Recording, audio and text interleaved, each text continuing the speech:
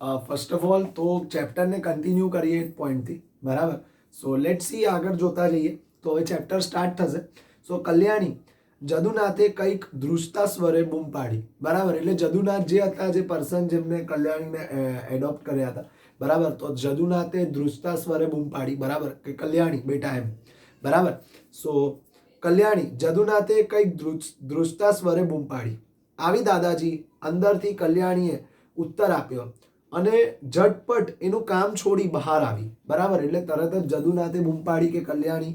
તો ધ્રુજતા સ્વરે જદુનાથે જ્યારે બૂમ પાડી ત્યારે કલ્યાણીએ રિપ્લાય આપ્યો કે આવી દાદાજી, બરાબર. અંદરથી કલ્યાણી બહાર આવી તરત, બરાબર. એટલે આવી દાદાજી, અંદરથી કલ્યાણીએ ઉત્તર આપ્યો અને ઝટપટ એનું કામ છોડીને બહાર આવી. એટલે જદુનાથે એકદમ જદુનાથ એક એજેડ પર્સન હતા અને એમને એક ધ્રુજતા સ્વરે જ્યારે બૂમ પાડી કે કલ્યાણી, તો કલ્યાણી તરત જ બહાર આવી દાદાજી કરીને, બરાબર. નેક્સ્ટ, અને ઝટપટ એનું કામ છોડીને બહાર આવી. જદુનાથના હાથમાંથી વસ્તુઓ કંઈ લેતા દુઃખી થઈને તે બોલી, તબિયત જરા સારી નથી. દાદાજી, શા માટે આટલી બધી મહેનત કરો છો, બરાબર. એટલે જદુનાથના હાથમાંથી અમુક વસ્તુઓ એને પાછી લઈ લીધી અને કન્સિડર કર્યું કે એટલે અહીંયા આપણે જે કન્સિડર કરી શકીએ છીએ કે જદુનાથના હાથમાંથી વસ્તુઓ લઈ લેતા દુઃખી થઈને તે બોલી, તબિયત જરા સારી નથી દાદાજી, શા માટે આટલી બધી મહેનત કરો છો, બરાબર. એટલે જદુનાથ પાસેથી દરેક વસ્તુઓ થોડી એના હાથમાંથી અમુક વસ્તુઓ લઈ લીધી અને તે દુઃખી થઈને બોલી, બરાબર, કે તમારી તબિયત આટલી સારી નથી દાદાજી, તો શા માટે આટલી બધી મહેનત કરો છો, બરાબર. એટલે એ જ વસ્તુ એમને કન્સિડર કરી કલ્યાણીએ, બરાબર. હવે આગળ શું લખ્યું છે? દર્દને દબાવી જદુનાથ ફિક્કું હસ્યો, બરાબર. એને કલ્યાણીને ત્યાં આગળ બોલાવી.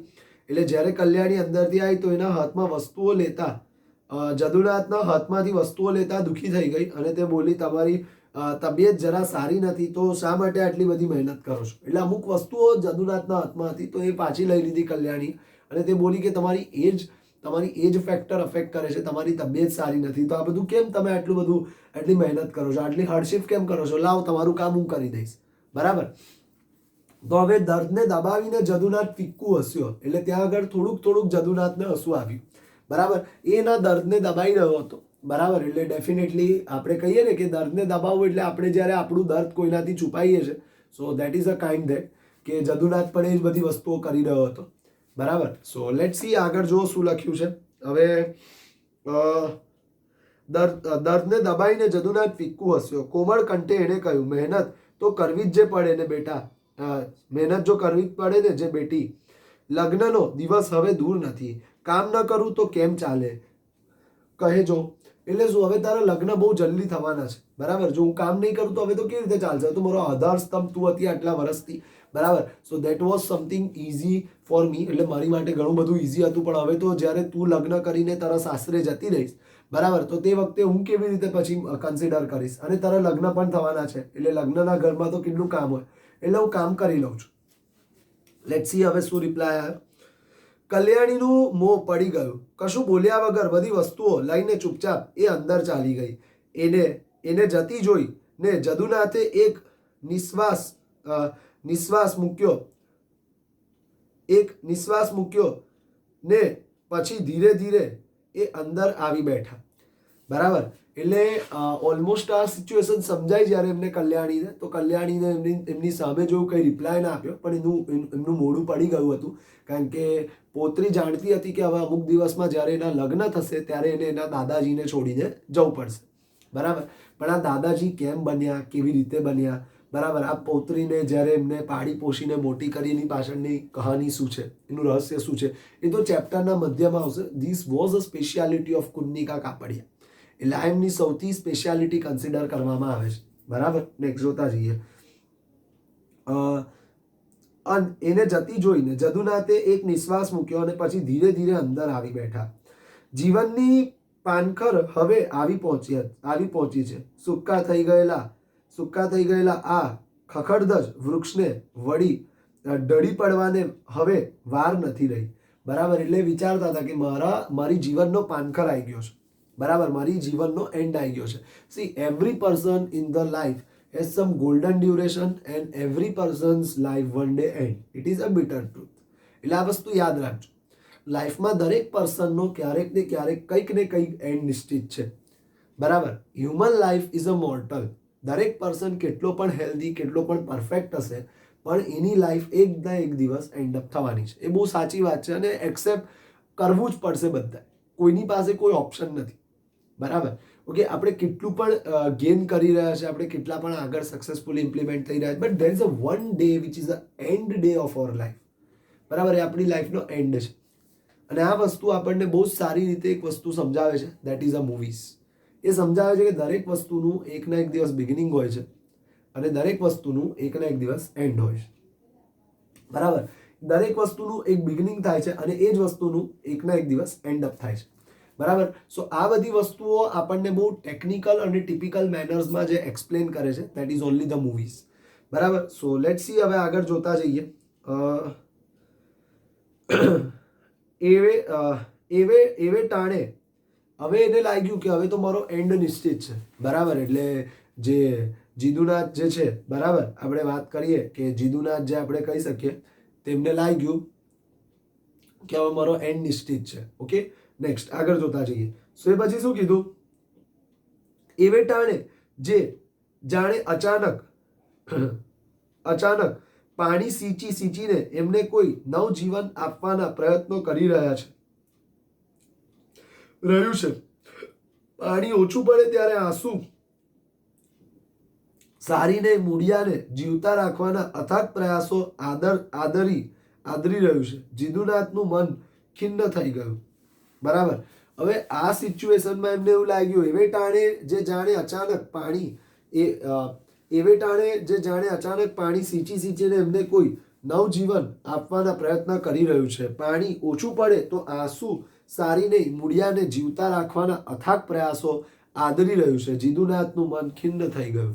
એટલે એ વિચારતા હતા કે હવે તો મારી જિંદગીનો પાનખર આવી ગયો, બરાબર. The old age, the end is near by me, બરાબર. એ જીદુનાથ એવું વિચારતા હતા કે મારો અંત જે છે એ બહુ નજીક છે, બરાબર. અને એ જ વસ્તુને લીધે આપણે કહી શકીએ કે એમના માઇન્ડમાં એ વસ્તુ કન્સિડર થતી હતી, પણ એ વસ્તુને કોઈ નવજીવન આપી રહ્યું હતું. એ થિંકિંગ, એ આઈડિયોલોજીસને કોઈ એન્ડ અપ કરવાનો ટ્રાય કરતું હતું. એ છે એમના પૌત્ર, બરાબર, કલ્યાણી. એ વસ્તુને એ એન્ડ અપ કરવાનો ટ્રાય કરી રહ્યા હતા, બરાબર. એટલે કે ને કે વૃક્ષને આગળ વધવા માટે જેમ એ પાનખરમાં પણ વૃક્ષને ટકાવી રાખવા માટે આપણે પાણી આપતા રહીએ છીએ, જરૂર પડે તો આપણા આંસુથી આપણે એને પાણી આપીએ છીએ અને મૂળિયા એના મજબૂત કરીએ છીએ. મૂળિયા એટલે કે રૂટ્સ, બરાબર. વૃક્ષના રૂટ્સ આપણે મજબૂત કરીએ છીએ. બિલકુલ એવી રીતે કલ્યાણી જે છે અત્યારે, બરાબર, એ ચાહે છે કે એમના જે દાદાજી છે એટલે કે જીદુનાથજી છે એ લાંબુ જીવે, બરાબર. એ જીવે હજી, બરાબર. ભલે એમના મનમાં એવું થાય છે કે હવે મારી પાનખર આવી ગઈ છે, પણ હજી પણ એક લાંબુ એક આયુષ્ય ભોગવે. એ વસ્તુ કલ્યાણીના માઇન્ડસેટમાં ધીરે ધીરે થાય છે. સો લેટ્સ સી, આગળ જોતા જઈએ. સો હવે લખેલું છે કે જીદુનાથનું મન ખિન્ન થઈ ગયું. એટલે હવે એમનું મન છે ને ખિન્ન થઈ ગયું, બરાબર. એ વિચારતા હતા કે હવે લાઈફમાં શું થશે નેક્સ્ટ. 16 વર્ષ પહેલાની વાત એમને નજર સમક્ષ તારવરવા લાગી.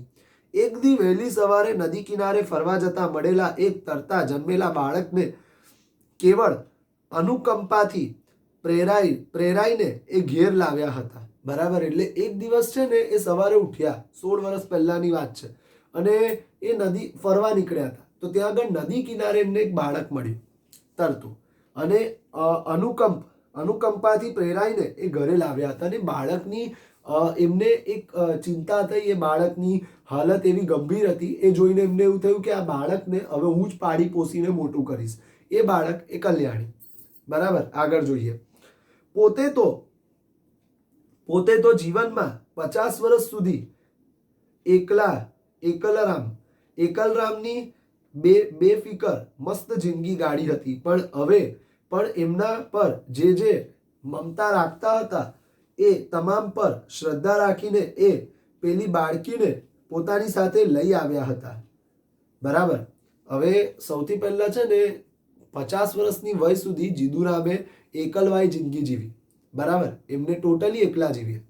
ઓકે, એટલે એકલવાય, જે મનમાં આવે એ પ્રમાણે જીવ્યા, બરાબર. અને એ જ વસ્તુ એમની પર જે લોકો મમતા રાખતા હતા, જે લોકો એમની પર પ્રેમ રાખતા હતા, એમને કન્સિડર કર્યા, એ લોકો વિચાર્યું કે આ લોકો મારો સાથ સહકાર આપશે જ, અને એ બધું નક્કી કરીને એ બાળકીને પોતાની જોડે ઘરે લઈ ગયા, બરાબર. કારણ કે બાળકીની હાલત એમનાથી જોવાય નહીં, અને એમને નક્કી કર્યું કે આ બાળકીને ઉછેર હવે હું જ કરીશ, બરાબર. લેટ્સ સી, હવે આગળ જોઈએ. સો પહેલા નંદુબહેન, રેવાબહેન, કાશીમાં સૌ કેટલા ભલા હતા, પણ એમાંથી કોઈએ એ બાળકને રાખવાની કે પાડવાની હા પાડી નહોતી. હા ઘસીને સ્પષ્ટ ના પાડી દીધી હતી. ઉપરથી એક બે કડવા વચનો પણ સંભળાવ્યા હતા, જાણે બાળકના જીવનના મૂલ્ય મા બાપની કાયદેસરતા પર જે અવલંબેલા હતા. જીવન તરીકે ત્યાં કોઈ સ્વીકાર નહોતો, બરાબર. એટલે એમની જોડે ઘણા બધા એવા હતા, એકલા રહેતા હતા વ્યક્તિ, બરાબર, જે જીદુનાથ જે હતા, બરાબર. એ જીદુનાથ એકલા રહેતા હતા, અને એમની જોડેના ઘણા બધા જે હતા, જેમ કે રેવાબહેન હતા, નંદુબહેન હતા, કાશીમાં હતા, આ બધા જોડે વાત કરી કે તમે આ બાળકીને પાળી પોષીને મોટી કરો. તો એ લોકોએ એનો સાથ સહકાર ના આપ્યો, એ લોકો એને સપોર્ટ ના કર્યો, બરાબર. હા તો ના જ પાડી, પણ સ્પષ્ટપણે ના પાડી દીધી, ના પણ બહુ સ્પષ્ટ રીતે પાડી, અને એવું કીધું કે કાયદેસર એના જે મા બાપ હોય એને પાળી પોષીને મોટી કરે, અમે શું કરવા કરીએ. હવે જો આ સિચ્યુએશનમાં એમને બહુ જ સારું કામ કર્યું જીદુનાથે, જીવનનું આઈ થિંક સો બહુ મહત્વનું કામ છે, બરાબર. બિકોઝ એક બહુ સિમ્પલ વાત તમને કહી દઉં, એક ઓલ્ડ પર્સન અને એક સ્મોલ ચાઇલ્ડ, આ બે કેવા છે કે જેમની પાસે કોઈ સપોર્ટ નથી હોતો, બરાબર. તો એમના સપોર્ટ બનવું બહુ ઇમ્પોર્ટન્ટ છે લાઈફમાં. તમને પણ ક્યારેક કંઈક ઓપોર્ચ્યુનિટી મળે, મને નથી ખબર કોણ કઈ પોઝિશન પર જવાનું છે, કોણ શું અચીવ કરવાનું છે લાઈફમાં, પણ જ્યારે પણ કોઈક સારી ઓપોર્ચ્યુનિટી તમને તમારી લાઈફમાં મળે, તમે બહુ સારી પોઝિશન પર જતા રહો, બરાબર. આ જો લોકોને જોઉં છું, બર્થડે હોય છે, કંઈ પણ હોય છે, તો they are celebrating on a large scale. કરો, ખોટું નથી, બરાબર. પણ એના બદલે જો તમે ફોર એન એક્ઝામ્પલ એ બર્થડેને દિવસ તમે કોઈ આવા અનાથ આશ્રમ છે કે for example old age home છે કે ત્યાં આગળ જઈને કંઈક તમારા તરફથી, બરાબર, એ લોકોને તમે ખવડાવો, બરાબર. ના ખવડાવી શકો તો કોઈ વાંધો નહીં, give them a donation of money, અમુક પૈસાનું ડોનેશન આપો, બરાબર. અને એ લોકોના બહુ ડોનેશન હોતા નથી, બરાબર. 5-10 હજારના ડોનેશન નથી હોતા, okay. To be very honest, 2000, 2500 આવા પણ લોકો લખાવતા હોય છે, 2000, 2500.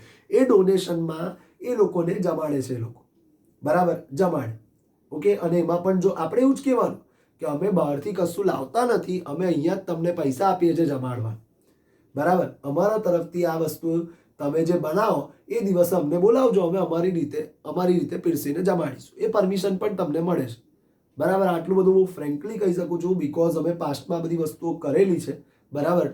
મેં તમને કીધી હતી આ વસ્તુ, ફતેહસિંહ અનાથ આશ્રમ જે આર્યકન્યા વિદ્યાલય પાસે છે, ત્યાં આગળ પણ અમે લોકો જતા હતા, બરાબર. એના પછી જે એક ઓલ્ડ એજ હોમ છે જે ફતેહગંજ સાઈડ છે, બરાબર. એ ફતેહગંજમાં જે ઓલ્ડ એજ હોમ આવે છે, ઓલમોસ્ટ ફતેહગંજ સાઈડ તમે 7 Seas સર્કલ જે આપણું જે છે ત્યાંથી તમે રાઈટ સાઈડ જતા રહેશો નિઝામપુરાવાળા પાર્ટમાં, તો નિઝામપુરામાં એક ઓલ્ડ એજ હોમ છે, બરાબર. તમને મળી જ જશે, મેઇન રોડ પર છે, નાના ઘર જેવું છે.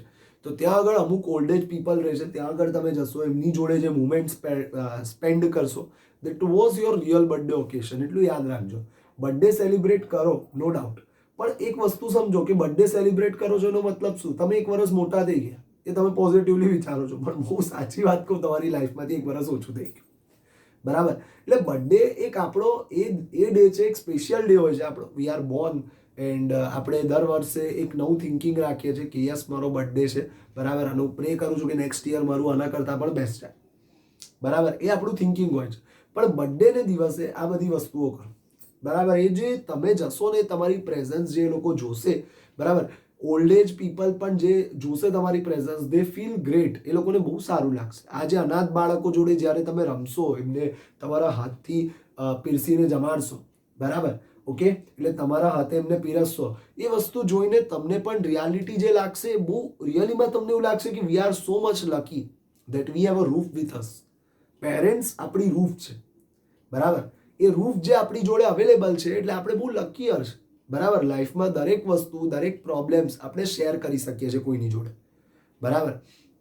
અને મે બી એના સોલ્યુશન્સ બી આપણને મળતા હોય છે, બરાબર. એ ખાલી જોડે છે ને તમારી, એ જ સૌથી મોટી વાત છે, એટલું સમજી લો, બરાબર. Weather they are giving you a single penny or suppose કોઈના પેરેન્ટ્સ નથી આપી શકતા, બરાબર, પણ એ જોડે છે, બહુ ઇમ્પોર્ટન્ટ છે. આપણે તો સમજી લો કે આપણે બધા એ ફેમિલીમાંથી આવીએ છીએ કે ફિનાન્શિયલ કન્ડિશન બધાની સારી છે, બરાબર. બધાના પેરેન્ટ્સ બધાને બહુ પ્રમોટ કરે છે, સપોર્ટ કરે છે દરેક રીતે, બરાબર. પણ there are certain families in this society also. આ સોસાયટીમાં, આ સમાજમાં એવા પણ ફેમિલીઝ છે કે જ્યાં આગળ પેરેન્ટ્સ ફાઇનાન્શિયલી ચાઇલ્ડને સપોર્ટ નથી કરી શકતા, પણ જોડે છે, એ જ બહુ ઇમ્પોર્ટન્ટ વસ્તુ છે, બરાબર. It's create like a roof, બરાબર. વરસાદ પડતો હોય અને તે ટાઈમે આપણા માટે એક શેડ હોય ને, તો પણ બહુ ઇમ્પોર્ટન્ટ હોય છે. આપણે ભીના તો નથી થતા, બિલકુલ એના જેવું છે. એટલે આ લોકો જોડે જ્યારે તમે ટાઈમ સ્પેન્ડ કરજો, નાના ચાઇલ્ડ હોય કે for example old age people હોય. હું એકવાર મારી લાઈફમાં એક જ વાર ગયો છું અને ઓર્ફનેજ હોમ તો બહુ વાર ગયો છું, મને બહુ મજા આવે છે ઓર્ફનેજ હોમ જવાની, બરાબર. પણ ઓલ્ડ એજ હોમ એક જ વાર મારી લાઈફમાં ગયો છું and we literally cried that once. જ્યારે અમે ગયેલા અને જ્યારે અમારે તરફથી અમુક ડોનેશન આપ્યું હતું, તે વખતે અમે અમારા ક્લાસમાંથી જેટલા પણ સ્ટુડન્ટ્સ અમે ભણતા હતા જે ઇન્સ્ટિટ્યુશનમાં, અમે કોઈ દિવસ કોઈના નામથી નહોતા આપતા, અમે ઓલવેઝ ઇન્સ્ટિટ્યુશનના નામથી ડોનેટ કરતા હતા, બરાબર. અમને કોઈ ફોર્સ બી નહોતો કે તમારે ઇન્સ્ટિટ્યુશનનું નામ લખાવવાનું છે, બટ અમે અમારી મરજીથી કરતા હતા, બરાબર. અમે કોઈ દિવસ કોઈનું પોતાનું નામ નથી લખાવ્યું, બરાબર. તો જ્યારે પણ અમે જતા હતા તો તે વખતે હું તમને ત્યાં સુધી કહી શકું છું કે અમે ડોનેટ જે વખતે કરતા હતા, તો તે વખતે અમે ઓલ્ડ એજ હોમમાં એકવાર ગયેલા and we have one experience. અમને એક એક્સપિરિયન્સ એવો થયેલો, અમે એવી સિચ્યુએશન્સ જોયેલી, બરાબર, કે જ્યાં આગળ એક ઓલમોસ્ટ અમે બધાને જમવાનું પીરસતા હતા ઓલ્ડ એજ હોમમાં. જે 7 સીઝ સર્કલથી તમે રાઈટ સાઈડ જાઓ છો, નિઝામપુરા સાઈડ, એની વાત કરું છું. તો ત્યાં આગળ અમે ઓલ્ડ એજ હોમમાં બધાને જમવાનું પીરસતા હતા. તો દેર ઇઝ વન કપલ, એક હસબન્ડ વાઈફ હતા, બરાબર, કે જે એક સાઈડ પર બેઠા હતા, બરાબર. તો એ એમના ચાઇલ્ડનું વેઇટ કરતા હતા. એમના ચાઇલ્ડ એમને મૂકી ગયેલા અને કીધું હતું કે પ્રોમિસ હું આ ડે આવીશ, પણ એ નહોતા, ના આવી શકે, તો એમનું વેઇટ કરતા હતા. પ્લસ એક એવું કેસ સાંભળેલો જ્યારે અમે અમાઉન્ટ લખાવા ગયા, કારણ કે અમે કોઈ દિવસ કશું બહારનું નહોતા લઈ જતા પહેલેથી. અમે અમારા તરફથી ખાલી અમાઉન્ટ લખતા હતા. એમને જે અમે પૂછતા હતા કે તમે એક ટાઈમનું આપણે જમાડીએ એમને તો કેટલા પૈસા આપવા પડે, તો એ પ્રમાણે અમે પૈસા આપતા હતા. પહેલેથી અમે કોઈ વસ્તુ નહોતા લઈ જતા, ક્યારે નહીં લઈ જવાની, કારણ કે કોઈ બીમાર થાય કે કંઈ પણ થાય તો સીધું આપણી પર કન્સિડરેશન આવે, બરાબર. એટલે એ વસ્તુ નહીં કરવાની. એમનું જે હેલ્ધી ફૂડ, હાઇજિનિક ફૂડ, જે લોકો જે આપણે હેલ્થ અને હાઇજીન મેન્ટેન થાય છે, બરાબર, ઓકે, એ પ્રમાણે જે ફૂડ મેન્ટેન કરીને એ લોકો બનાવતા હોય છે એ બરાબર હોય છે.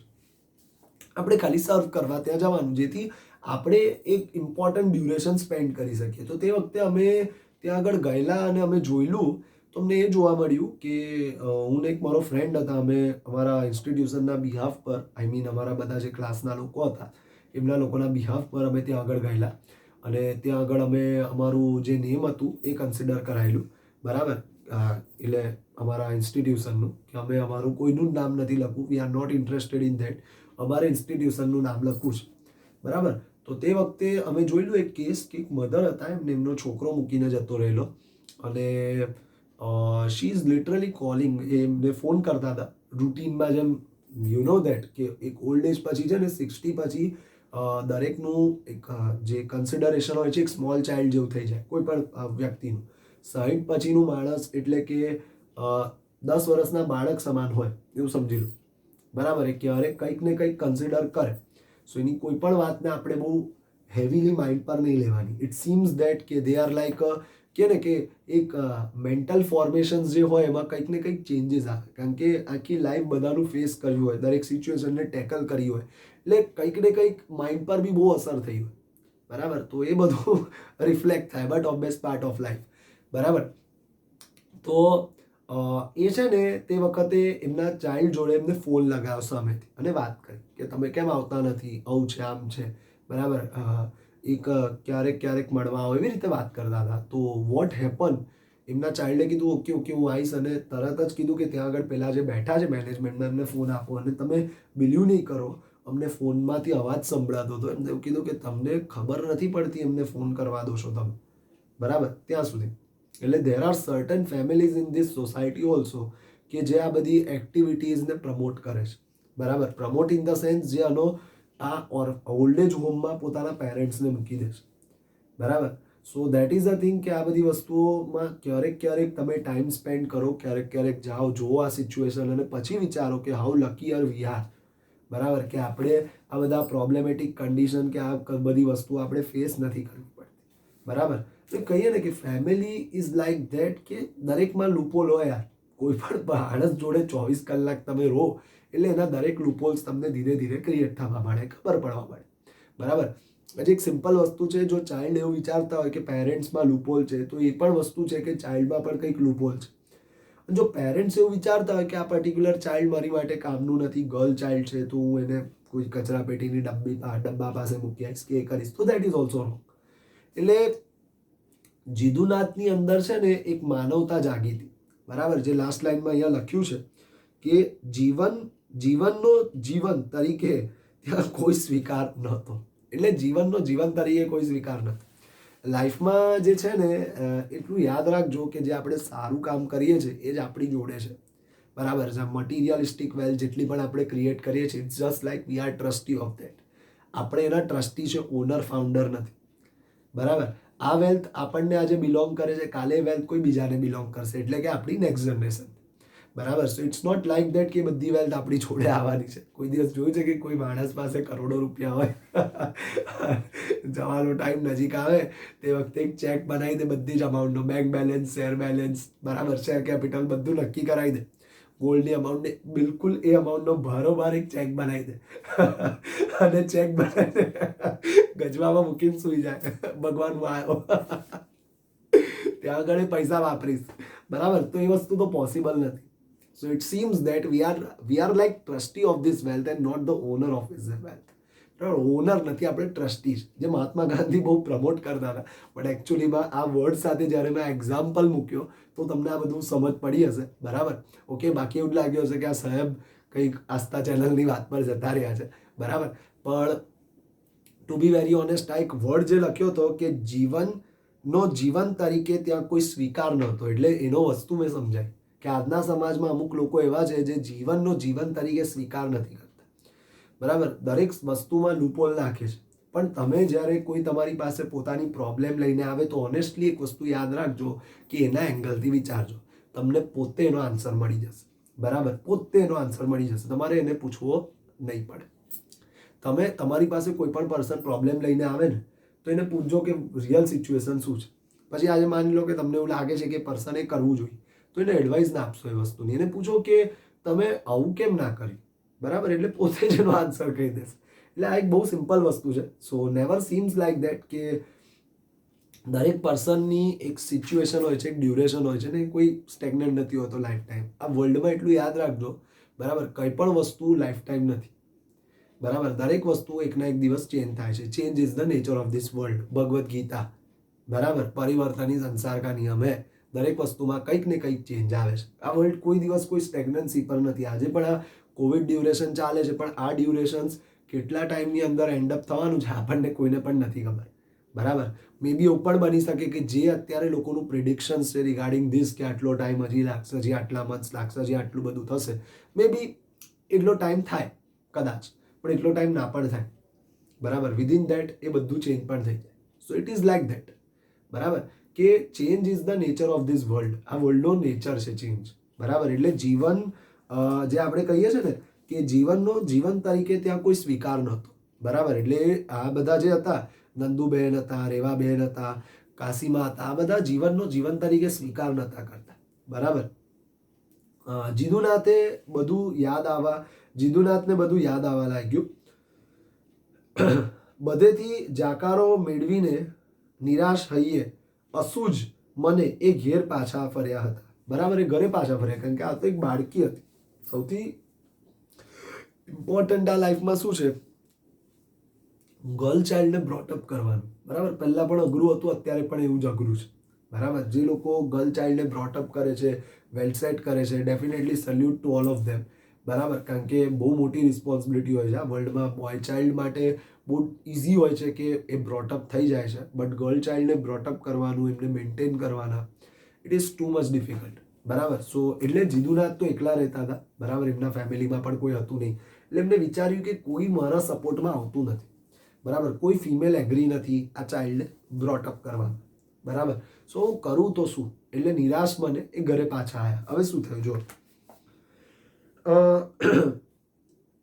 પોતાના પરિચિતોમાં પોતે જે શ્રદ્ધા આરોપી એ કેવળ આ અજ્ઞાનનું જે બીજું સ્વરૂપ હતું એવું સ્પષ્ટ સમજીને નંદવાઈ ગયેલી આશાએ એ પાછા ફર્યા ત્યારે બપોર પડી ગઈ હતી, બરાબર. એટલે એમને એવું થયું કે મેં જે શ્રદ્ધાનું બીજ રોપ્યું હતું બધાને જે શીખવાડ્યું હતું કે જીવનના મહત્વ શું છે, જીવનનું મૂલ્ય શું છે, આઈ થિંક સો એ બધું ખોટું હતું.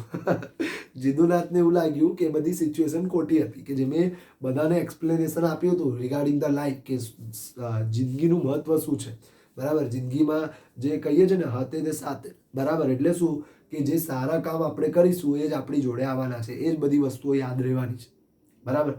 એટલે તમે વિચારો અકબર ને આ બધા જે બેસ્ટ કિંગ્સ બની ગયા અત્યાર સુધીના, બરાબર. ગાંધીજીનો ફોટોગ્રાફ આવે છે નોટ પર, બરાબર. એમને એમ થોડી થઈ ગયો યાર, ઓકે. એ લોકોને એમને એમ થોડી યાદ કરવામાં આવે છે. હિસ્ટ્રી મુગલ્સમાં સૌથી વધારે અકબરને યાદ કરે છે. એનું reason that dedication towards their job, એમના કામ પ્રત્યે એમનું ડેડિકેશન હતું, જે ટાસ્ક એ પરફોર્મ કરતા હતા એમનું ડેડિકેશન હતું, બરાબર. મહાત્મા ગાંધી જે ઇમ્પોસિબલ વસ્તુને પોસિબલ કરી, જે રિયાલિટીમાં શક્ય નથી. બહુ સાચી વાત કહું છું, ફ્રીડમ મળવો એ બહુ આસાન વસ્તુ નથી, બરાબર. તમને એવું લાગે છે, કદાચ એવું પણ લાગતું હશે કે ફ્રીડમ મેળવવું બહુ સિમ્પલ વસ્તુ હતી, બરાબર. બહુ જ સિમ્પલ અને બહુ જ ઇઝીયર વસ્તુ હતી. તો કોઈ દિવસ તમે બ્રિટિશર્સના બેસ્ટ કે તે વખતના કોઈ ફ્રીડમ ફાઇટરની બુક વાંચજો એટલે તમને ઘણું બધું જાણવા મળશે કે તે વખતની સ્ટ્રેટર્જી શું હતી. આ લોકોએ અત્યારે પણ આપણને ફ્રી ના કર્યા હોત, બરાબર. Seems like that. અને બધાનું કન્ટ્રીબ્યુશન હતું. સરદાર પટેલ, જવાહરલાલ નહેરુ, પછી આ આપણા એમની જોડે જે હતા મહાત્મા ગાંધી, સરદાર પટેલ, જવાહરલાલ નહેરુ અને આપણા એ જેમ પાકિસ્તાનના સૌથી પહેલા પ્રાઇમ મિનિસ્ટર જીના, બરાબર. આ લોકોનું બધાનું કન્ટ્રીબ્યુશન હતું. ડેફિનેટલી મોહમ્મદ અલી જીનાનું પણ હતું, પણ જીનાને પ્રાઇમ મિનિસ્ટર બનવું છે. એટલે પ્રાઇમ મિનિસ્ટર બનવાના કન્સિડરેશનમાં એમને એવું વિચાર્યું મને ઇન્ડિયાનો પ્રાઇમ મિનિસ્ટર બનાવો. નહેરુને કોઈ ઇન્ટરેસ્ટ નહોતો. એમને તો કીધું કે તમે જીનાને બનાવો. ઇવન તો સરદાર પટેલે પણ આ જ સ્ટેટમેન્ટ આપ્યું કે કંઈ નહીં, મોહમ્મદ અલી જીનાને બનવું છે પીએમ તો એમને બનાવો, બરાબર. અને ગાંધીજી જ્યારે ઇન્ડિયામાં ત્યારે જીનાનું ફોલોઈંગ બહુ વધારે હતું. લોકો જીનાને બહુ ફોલો કરતા હતા, મોહમ્મદ અલી જીનાને, બરાબર.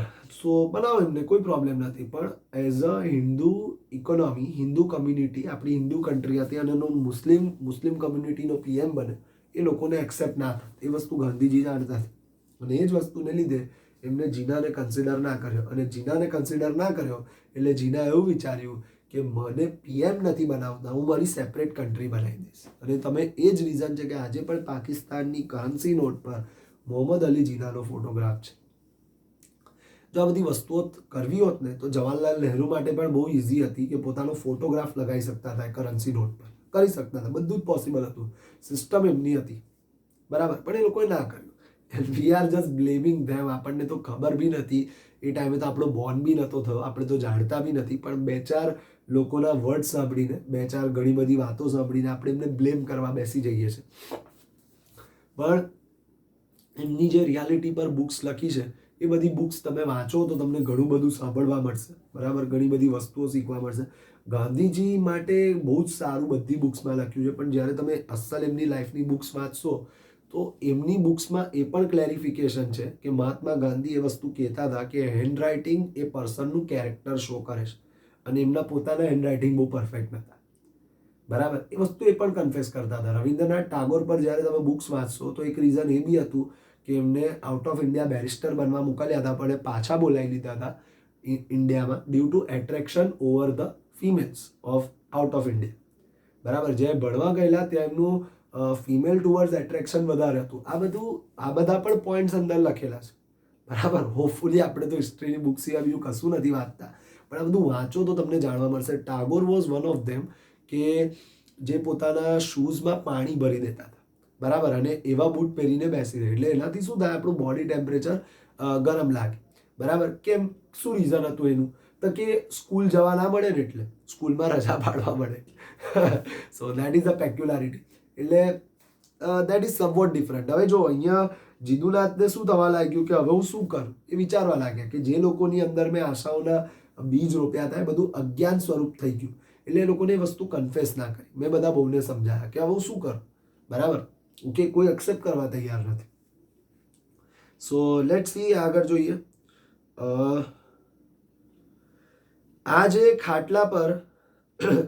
ખાટલા પર બાળકીને સુવાડી એની સામે અનિમેષ નયને તાકીને એ ક્યાં સુધી ઊભા રહ્યા હતા. જ્યારે છોકરી રડી ત્યારે ચમકીને એ ભાનમાં આવ્યા હતા અને દૂધ લેવા જલ્દી નીચે ઉતરી પડ્યા હતા. બરાબર, એટલે આ જ બાળકી સામે એ જોયા કરતા હતા, આમ સ્ટેગ્નન્ટ, કે હવે હું શું કરીશ આ ચાઇલ્ડનું. બરાબર, એમને એક ખાટલા પર સુવાડી દીધી, બાળકીને જોયા કરતા હતા કે હવે કોણ એને કોણ બ્રોટઅપ કરશે. બરાબર, અને જ્યારે બાળકી રડવા માંડી તો એકદમ શોક્ડ થઈ ગયા અને પછી એ બાળકી માટે એ દૂધ લેવા ગયા. બરાબર, મિલ્ક નીચે શોપમાંથી લેવા ગયા. દિવસો ને રાત્રિઓ ત્યાર પછી વીતતા ચાલ્યા છે. બીજમાંથી અંકુરમાંથી છોડ ને વધતા આજે કલ્યાણી એક સોહામણી ફૂલફેલ બની ગઈ છે. બરાબર, એટલે વધતા ધીરે ધીરે કલ્યાણી આજે મોટી થઈ ગઈ છે. આ બુઢા આદમીના પ્રાણને એને ઝુલાવ્યો છે. બરાબર, એટલે આ જે ગયડો માણસ છે એને સ્નેહ રાખીને પાડ્યો છે.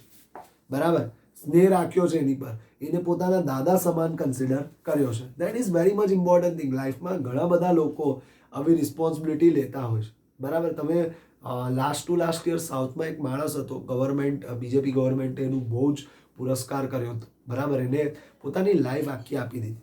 બરાબર, એ લાઈફ આપી દીધી અમુક ફોરેસ્ટ માટે. બરાબર, એના એરિયામાં એ જ્યાં રહેતો હતો સાઉથમાં, ત્યાં આગળ એક ફોરેસ્ટ એને બિલ્ડઅપ કર્યું આખું, અને એરિયા ઓલમોસ્ટ બંજર જમીન હતી.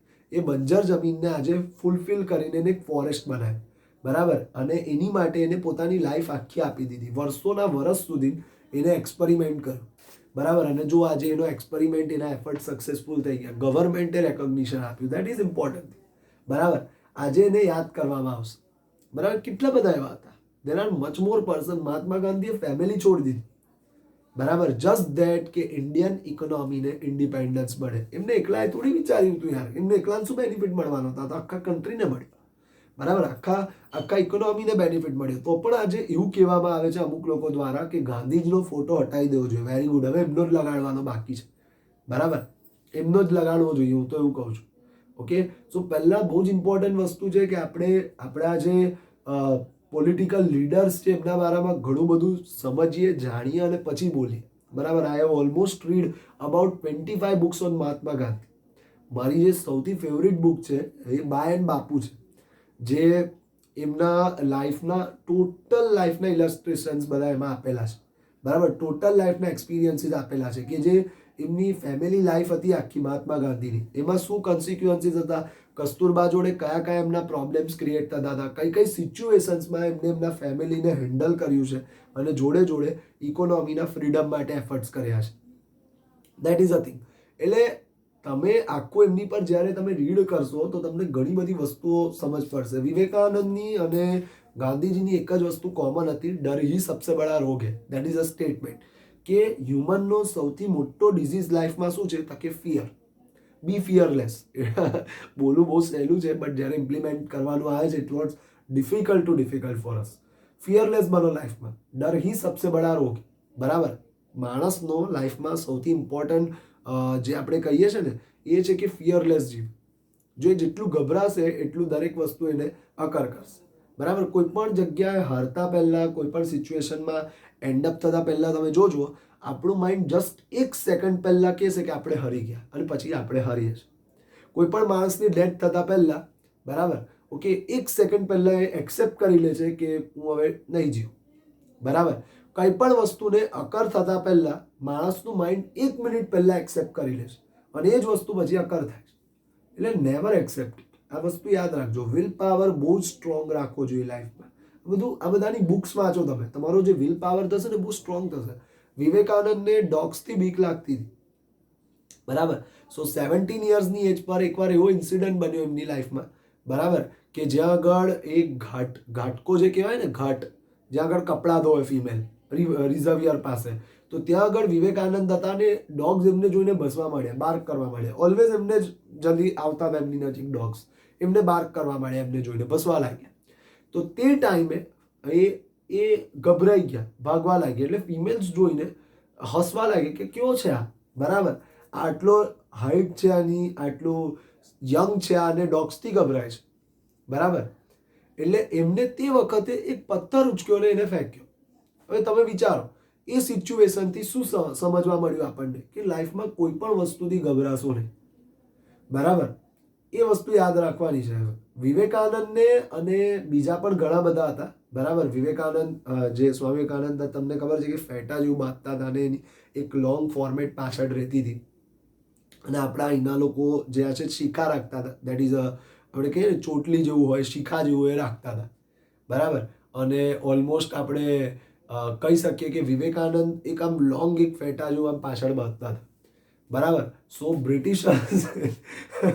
બ્રિટિશર્સ એને મંકી જેવું કહેતા હતા, ટેલ જેવું કહેતા હતા કે આ તમારી ટેલ છે. એટલે તે વખતે એમને શું સામે રિપ્લાય આપ્યો કે આ તો અમારી ટેલ તો આ છે, અમારી તો પાછળ ટેલ છે, તમારી બી આગળ તો ટેલ છે ને. લોકો ટાઈ પહેરતા હતા, તમારી આગળ ટેલ છે, અમારી પાછળ ટેલ છે. દેટ ઇઝ ધ ઇમ્પોર્ટન્ટ, બરાબર. સરદાર પટેલને એક જણે એવું કીધું હતું પાર્લામેન્ટમાં, આઈ વિલ ક્રશ યુ, બરાબર. તો એમને શું કીધું હતું? I will crush your mentality. હું તમને કચડી નાખીશ. તો કે હું તમારી કચડવાની પદ્ધતિને કચડી નાખીશ. That is important thing. એટલે આ બધી બુક્સ વાંચો તમે, ઘણું બધું તમને જાણવા મળશે, શીખવા મળશે લાઈફમાં, બરાબર. આપણી તો લાઈફ હજી સ્ટાર્ટ થઈ છે ઓલમોસ્ટ, એવું કહી શકાય. તમારી એજ પર તો લાઈફ સ્ટાર્ટ થાય, બરાબર. તો આપણને કંઈક શીખવા મળે, જાણવા મળે. આ નોલેજની એજ છે, જેટલું બને એટલું ગેઇન કરવું, એ જ બધું જોડે આવવાનું છે, બરાબર. એ જ બધું તમને આગળ જતાં સક્સેસફુલ બનાવશે. સો લેટ સી હવે એમના માઇન્ડસેટમાં પાછું એવું થવા માંડ્યું કે હવે શું કરીશું. એટલે ડે બાય ડે ઓલમોસ્ટ એ વિચારતા એમને સિચ્યુએશન એક્સેપ્ટ કરી લીધી અને કલ્યાણીને બ્રોટઅપ કરી. હવે કલ્યાણી મોટી થઈ ગઈ. કલ્યાણી કોઈ પરાઈ કન્યા છે, બરાબર. ઓકે. હવે જો ઝીણી એની કાળજીને લઈને એમને અવશ બનાવી મૂક્યા છે, બરાબર. એટલે હવે વિચારવા લાગ્યા. એટલે હવે ઝીણી એની કાળજી ને લઈને એમને અવશ બનાવી મૂક્યા છે. એટલે હવે વિચારવા લાગ્યા કે હું મારી કલ્યાણીની કાળજી કરવા લાગ્યા, એમની ડોટરની, બરાબર. કલ્યાણી કોઈ પરાઈ કન્યા છે, કુળ કે ઘરબાર વગરની, માતા પિતાથી ત્યજેલી કન્યા છે. એ વાત સમયલી સ્મૃતિ સરખી થઈ ગઈ છે, બરાબર. એટલે કલ્યાણી કોઈ પરાઈ કન્યા છે, એટલે કોઈ પરાઈ કન્યા છે કે કુળ કે ઘરબાર વગરની, માતા પિતાની ત્યજેલી કન્યા છે. એ વસ્તુ હવે ટાઈમ સાથે જૂની થઈ ગઈ, બરાબર. કે છે ને, time always has all the solution. જ્યારે લાઈફમાં કંઈ પણ સમજ ના પડે તો ટાઈમ પર છોડ દો, ટાઈમ પાસે બધા જ સોલ્યુશન છે, બરાબર. સો હવે આગળ, આજે કલ્યાણીના દેહ પર વડ વસંત ફૂલની મહેક પ્રગટી ઉઠી છે, પણ એના જીવનની તમામ કડીઓ જાણે જુદે માર્ગે જઈને આખરે દાદાના અસીમ સ્નેહ સાગરને જે વિલીન થાય છે, બરાબર. એટલે એ વસ્તુ એ છેલ્લે જ કહે છે કે આજે હું જે પણ કંઈ છું એ મારા દાદાજીને લીધે છું, કે જેમને મને બ્રોટઅપ કરી, જેમને મારો ઉછેર કર્યો, બરાબર. તો આ બહુ ઇમ્પોર્ટન્ટ વસ્તુ અહીંયા સમજાય છે. ઓકે. ચેપ્ટર ઘણો લાંબો છે અને આપણે ઘણા બધા પાર્ટ્સમાં કરવાનો છે. અને આમાં કુન્નિકા કાપડિયાનું લખવાનું એવું છે બોઈઝ કે આપણે એને બહુ જ એક્સપ્લેન ડિટેલમાં પણ કરીએ તો પણ કંઈક ઓછું છે, બરાબર. એમને બહુ બધી વાતો બહુ ઓછા વર્ડ્સમાં લખી દેતા હતા. That is the speciality. એટલે આ લેખિકાની સ્પેશિયાલિટી હતી, બરાબર. ઓકે. સો અહીંયા આપણો આજનો સેશન કમ્પ્લીટ થાય છે, બટ આવતીકાલે આપણે કન્ટિન્યુ રહીશું આ જ પોઈન્ટ સાથે. અને આવતીકાલે હું તમને અકાઉન્ટ્સ કરાવીશ જોડે. આજે તો ગુજરાતીમાં જ આપણે ઘણો બધો ટાઈમ સ્પેન્ડ કરી દીધો, બટ આવતીકાલના ડ્યુરેશન્સમાં ટેન્યોરમાં આપણે અકાઉન્ટ્સ પણ કરીશું. અને અકાઉન્ટ્સમાં હું તમને પેલા જે લેજર પોસ્ટિંગના પોઈન્ટ્સ છે એ પણ કરાવીશ. પણ યાદ રાખજો, તમારે જોડે એ પણ રેડી કરવાનું છે. એસાઇનમેન્ટ જે આપણું સબમિશન ઓલમોસ્ટ ડન થઈ ગયું છે, એમાંથી એક સ્ટુડન્ટે તો બતાવી દીધું છે, પણ બીજા જણે પણ એ કમ્પ્લીટ કરી દેવાનું છે. આખું પેન્ડિંગ કંઈ પણ ના રાખતા, કારણ કે બુક્સ હું ચેક કરીશ પર્સનલી. એક જણની તો મેં જોઈ લીધી, ઓલમોસ્ટ ડન છે, બરાબર. પણ બીજાને પણ કહી દઉં કે પેન્ડિંગ કશું જ ના રાખતા, બરાબર. સો અહીંયા આજનું આપણું સેશન એન્ડ અપ થાય છે students. So we conclude officially. Thank you very much. See you at the next lecture.